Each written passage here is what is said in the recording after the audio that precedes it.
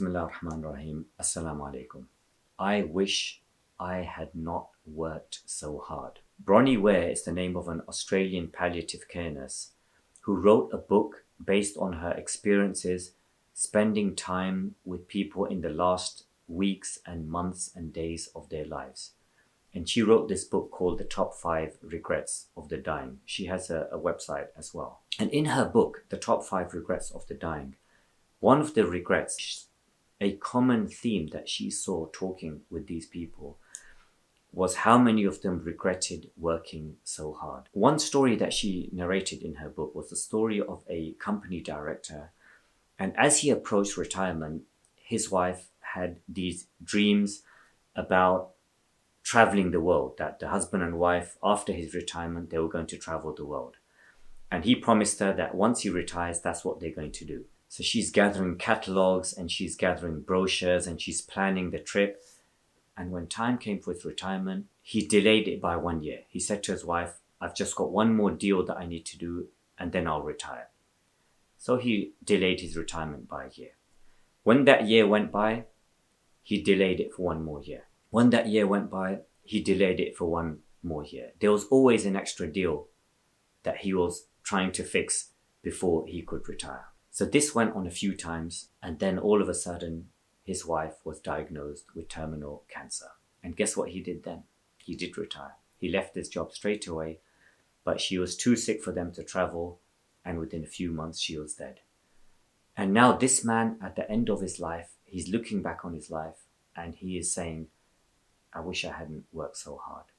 And he realized that the thing he was working for, it didn't matter in the end, because he wasn't able to spend that time with his wife and to fulfill one of the dreams that his wife had because he was so busy working, and he had regrets for that. Many people I know who talk about their children's childhood.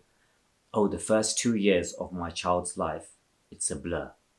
Oh, the first 5 years of my child's life, it's just a blur. I got no memories of it. I just wasn't there. I was busy. I was traveling. I was doing dawah, whatever. You have cases where the children are young, both parents are working, and I'm not here to cast judgment upon anyone. Both parents are working. In some cases, both parents have to work in order to survive. There's no other way. Depending on their circumstances, there's no other way. But if you're one of those people who both parents don't have to work, and you're doing it out of choice and not out of necessity, there is a price to pay when you do that. I know many adults that are loaded with guilt because they were not there during the years of their children's childhood. And childhood is just a few years. There's a quote that I read recently that most of their lives, you will only know your children as adults. You have a few short years. Some say maybe 10 years as children, where the first 10 years where they have that joy, that amazement, that wonder, where they are learning about the world, and you have those few short years to enjoy them as children. And after that, they'll become adults, or they'll become teenagers, or they'll go into their own lives. And of those few years, the first 3 years are crucial. And then after the first 3 years, it's the first 7 years. And experts talk about that this is where childhood and attachment and bonds and formations are made. So this is something to consider. You know, people, when it comes to dawah and Islamic work, I gave my life to Allah. I gave my life to Deen.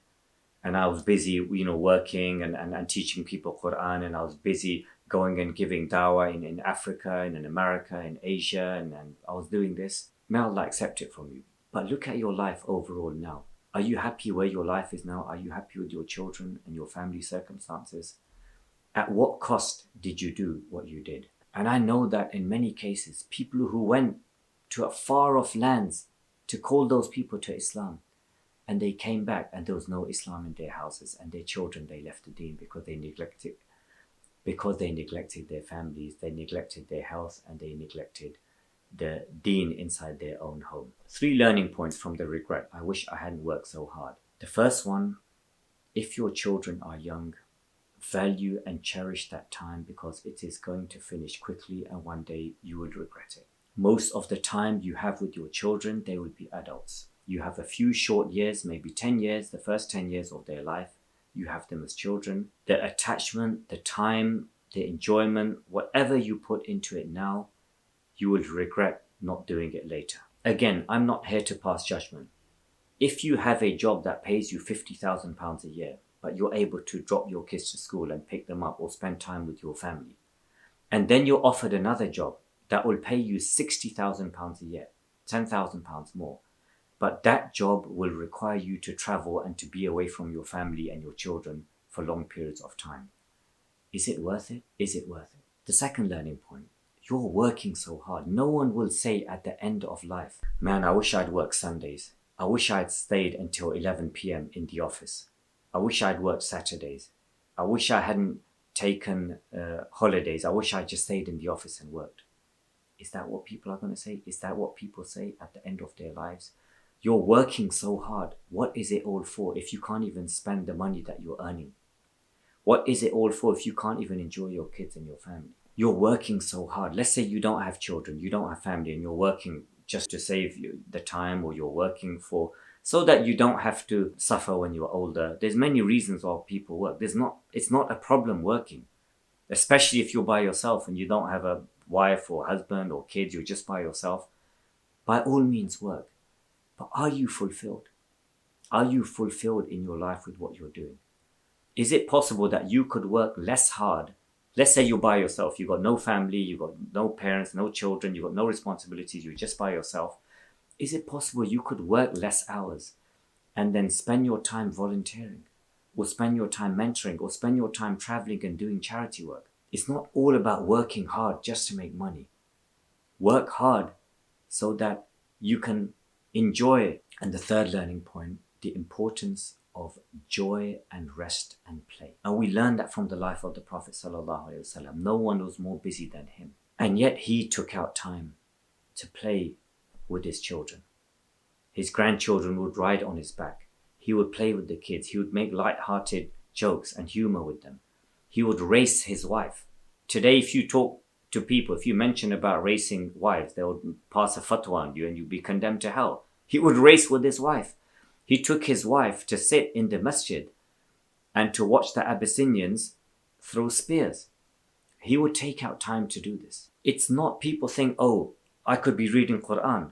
Why should I go and take my kids to some park? Or why should I go and, do this fun activity? Or I could be reading Quran in that time. The Prophet ﷺ, he was a better Muslim than you. And he taught us that these things, is not only will these things, by doing these things, the joy and the rest and play and the downtime, not only will those things make you more efficient in your ibadah, but these things are actually ibadah.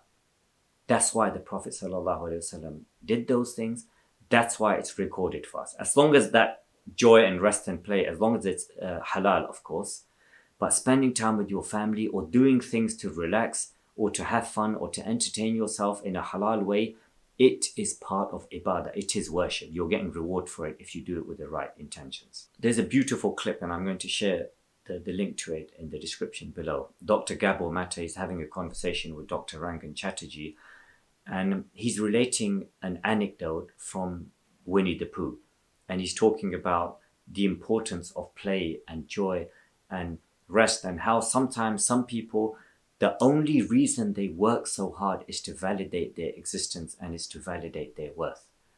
And it's a beautiful clip. It's only like 90 seconds. Please do watch it. Before I end, I have one request to make of you. My mother died a few weeks ago. She was a teacher. She taught many children in her small house. My family is building a school in Pakistan with the Reed Foundation in the name of my mother, which will educate hundreds of poor school children who otherwise will not be able to go to school. The cost of this project is £200,000. Neither I nor my family will see or handle a penny of these donations. They will go directly to the Reed Foundation. There is a link in the description below.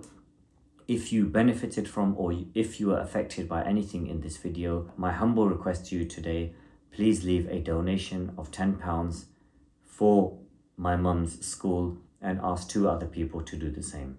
May Allah subhanahu wa ta'ala enable us not to work so hard, to have some downtime, to rest, to enjoy our families, our friends, to enjoy the blessing that Allah subhanahu wa ta'ala has given us, so that at the end of our lives we don't regret that we had worked so hard. Until the next video, Assalamu alaikum wa rahmatullahi wa barakatuh.